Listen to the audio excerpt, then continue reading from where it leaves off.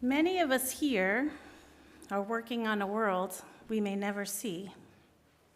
We are warriors of love, and there is much going on in this world. There is sadness, hunger, war, climate change, and injustice. There also might be a lot going on in your own lives: births and deaths, beginnings and endings, hope and renewal, disappointment and loss. These events and emotions can happen one after another, and sometimes all at once. The work is challenging and can take a toll on us personally. I'm here to share some tools and practices that have helped me get through hard times. My hope is that they might ease something for you as well.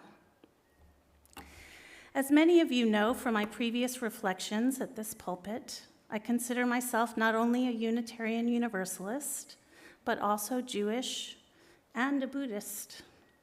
Some might call me a UU Jew Boo, or a Boo Jew UU. You pick. It's from my Buddhist practice that I draw one of the most grounding teachings I know. As the Buddha says, all conditioned things are impermanent. When one sees this with wisdom, one turns away from suffering. Impermanence is the idea that nothing lasts. Not happiness, not sadness, not suffering, not joy. Everything changes and everything fades away.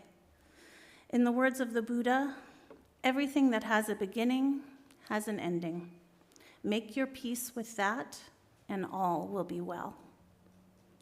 When I'm deeply stuck in sadness or fear, it can feel like it will never end, like I will be trapped in this place forever. And then someone will make me laugh or give me a hug, or I'll get distracted by a funny meme or a TV show. Noticing those moments of lightness and relief is an essential part of impermanence. I remember when I was giving birth and the pain was so intense, Rob would count with me until it passed. And that reminded me that it wouldn't last forever, that the pain, though deep, would give way to relief. As we sit today with the difficulties of our time, which for some of us strike deep to our souls, I invite you to take a moment to notice the times in between when you aren't worrying, and to remember that nothing lasts. As Dr. Kristin Neff, Buddhist and author of Self-Compassion, The Proven Power of Being Kind to Yourself, says, rather than wandering around in problem-solving mode all day, thinking mainly of what you want to fix about yourself or your life, you can pause for a few moments throughout the day to marvel at what is not broken. Self-compassion is another tool for hard times, especially when you're feeling the challenges in your body. For me, my anxieties show up in my stomach. I feel a tightness, a restriction in my abdomen that makes it hard to breathe deeply, to think clearly, and leaves me restless without direction. That physical feeling can be completely overwhelming. Dr. Neff explains, painful feelings are, by their very nature, temporary.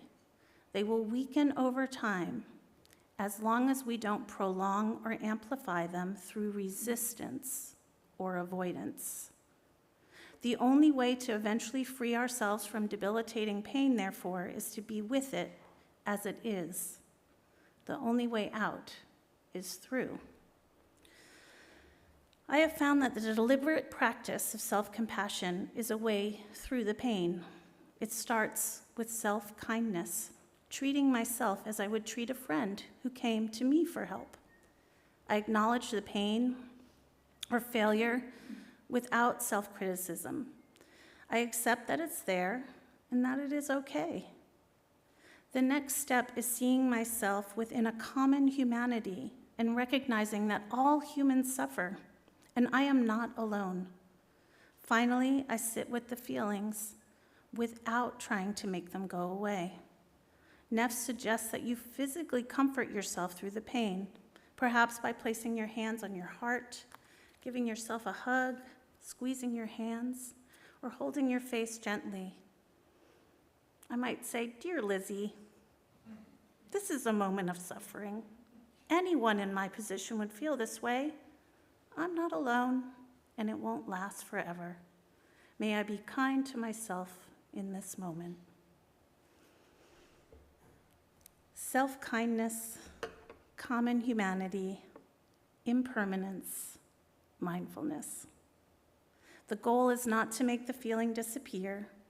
Sometimes it does, sometimes it doesn't. But for me, naming it and staying with it helps me through. Not all hard times are internal. Sometimes hard times are other people. Difficult people, people who want things from me, people are disappointed in me, people are angry with me, people at home, people at work, people in the world.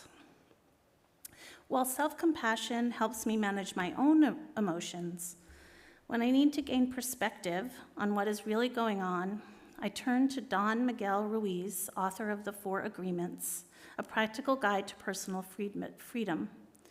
Based on ancient Toltec wisdom, the 4 Agreements are guideposts for how to live with integrity and peace. The agreements are: be impeccable with your word, don't take anything personally, don't make assumptions, always do your best. I found all 4 agreements helpful, but don't take things personally is one I turn to often. If I've been doing my best, not slacking off intentionally, being impeccable with my word, not being unkind or gossiping, and have not been making assumptions about others, then whatever the other person thinks of me is probably more about them. This doesn't mean I'm never responsible, but it does offer space to ask, have I done my part? If so, I can step back and remind myself not to take it personally. Whatever's going on is really not about me. The other agreement that helps when I'm spiraling about a friend or colleague who seems to be leaving me out or letting me down is to reconsider the assumptions I'm making about what I think is going on. Just asking myself, what do I actually know and what am I assuming, can be enough to break the spiral. As Ruiz writes, making assumptions and then taking them personally is the beginning of hell on this world. Almost all of our conflicts are based on this, and it's easy to understand why. Assumptions are nothing more than lies that we are telling ourselves. By now, you've probably figured out that I'm a bit of a self-help junkie. The suggestions I've shared thus far at least have some religious underpinnings from Buddhist or indigenous traditions. But I'm going to close my sermon today with an idea that comes unapologetically from the world of pop psychology and podcasts. And this is Mel Robbins' Let Them theory.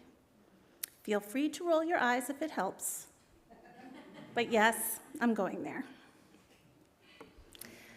The Let Them philosophy is a mindset shift that has helped me with overthinking and my need for control.